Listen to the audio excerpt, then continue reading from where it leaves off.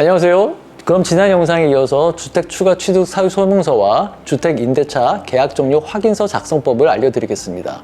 먼저 주택 추가 취득 사유 소명서입니다. 신청의 인적사항과 기존 주택 현황에 대해 해당 주택 소재지를 적습니다. 주택 추가 취득 사유에는 1번에 해당하는 지역 거주 사유 및 취득 사유를 쓰는데요. 예를 들어 상기 신청인 홍길동 김순희는 직장과의 교통이 편리하고 건강관리를 위한 대형 병원이 가깝고 자연 환경과 치안과 안전이 우수한 시범아파트 구동소에 실거주하고 싶습니다. 토지거래하고 신청사의 신청사유와 비슷하게 작성하시면 됩니다. 2번에는 기존 주택의 처리 계획입니다. 매매 완료 시에는 다음과 같이 작성합니다. 주소를 적으시고요. 1주택자이며 매도 계약 완료 상태입니다. 계약일 2025년 5월 28일, 중도금 7월 30일, 잔금일 9월 24일, 위 일정으로 매매 진행 중입니다. 첨부서류가 필요한데요. 이 경우 첨부서류는 매매계약서 4번입니다.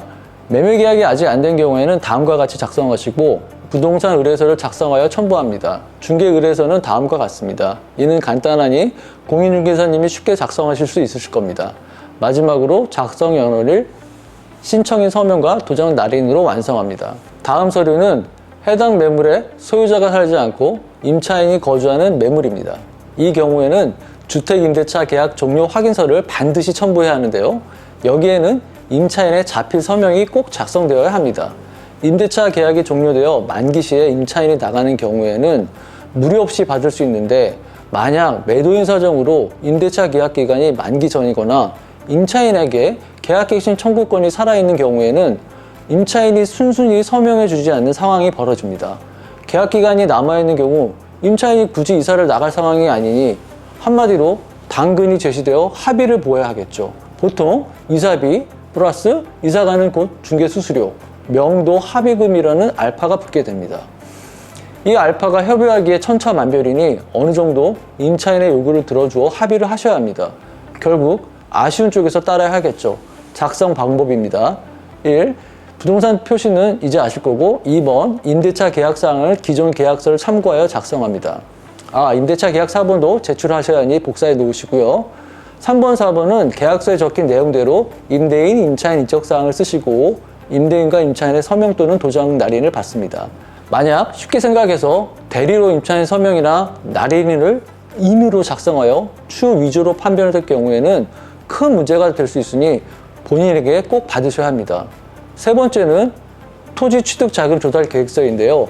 이 서류는 매매 대금에 대해 어떻게 지급하겠다는 계획서입니다. 제출인 인적사항 적으시고 1번 자기자금에는 해당하는 항목 금액을 기입합니다.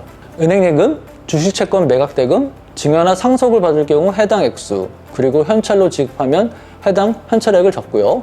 부동산, 즉 아파트나 오피스텔 등을 팔아서 조달할 경우에는 처분 대금을 기입하고 자기자금 총합을 소개해 작성하세요. 2번 차입금, 즉 대출을 받아서 잔금을 치를 경우 해당 매물 담보 대출을, 신용카드나 사업자 대출을 받으실 경우 그 밖의 차입금란에 해당 금액을 기입합니다.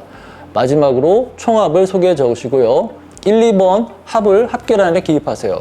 만약 공동지분으로 등록하실 경우 지분에 맞게 나누어 정확히 기입하셔야 합니다. 2분의 1씩 공동지분으로 하려고 해도 한쪽 금액이 안 맞으면 그만큼의 지분으로 등록해야 합니다. 주의할 점이 이번 투기계열 지구 지정으로 작성한 항목에 대해 증명서류를 제출해야 해서 증빙이 안 되는 금액과 항목을 적으시면 안 됩니다. 실거래 신고를 해야 하는데 이때 증빙 서류가 완비 안 되면 실거래증 발급이 불가하니 꼭 확인해서 준비하세요. 마찬가지로 날짜를 기입하고 서명 날인합니다. 참고로 작성일은 꼭 제출일을 맞출 필요는 없고 제출일 기준으로 며칠 전이어도 무방합니다. 다음은 넷째 서류인 개인정보 수집 이용 제공 동의서입니다. 개인정보보호법에 의해 일반 계약서에도 개인정보 동의서는 기본 작성 서류이죠. 동의에 동그라미 표시를 하시고 작성일과 서명과 서명을 합니다. 참고로 매도인은 작성하지 않습니다. 이 개인정보 동의서는 만약 자녀가 있을 경우에도 모두 작성해야 하는데요. 14세 미만의 자녀가 있으면 본인은 만 14세 이상임을 확인합니다에 아니오의 동그라미 표시를 하시고 마찬가지로 자녀 성명과 주민번호 그리고 서명 또는 날인을 합니다.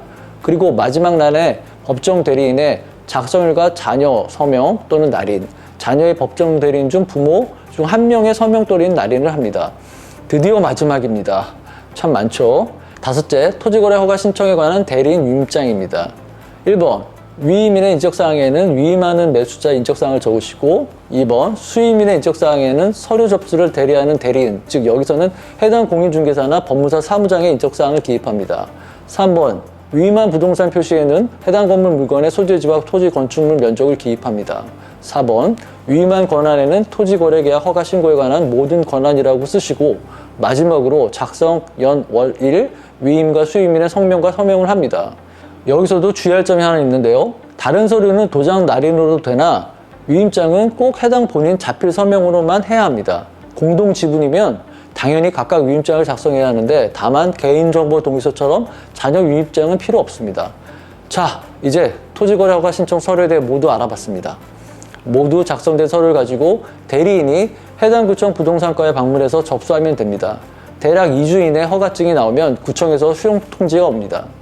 솔직히 저희는 토지거래 허가 신청을 직접 작성하고 접수해드리고 있는데 법무사 사무실 같은 곳에 맡기면 실비 한 20만 원을 받고 진행한다고 하더군요. 물론 매수자가 지급하시겠죠. 이것 때문에라도 저에게 문의하실 이유가 하나 더 있는 것 같은데요.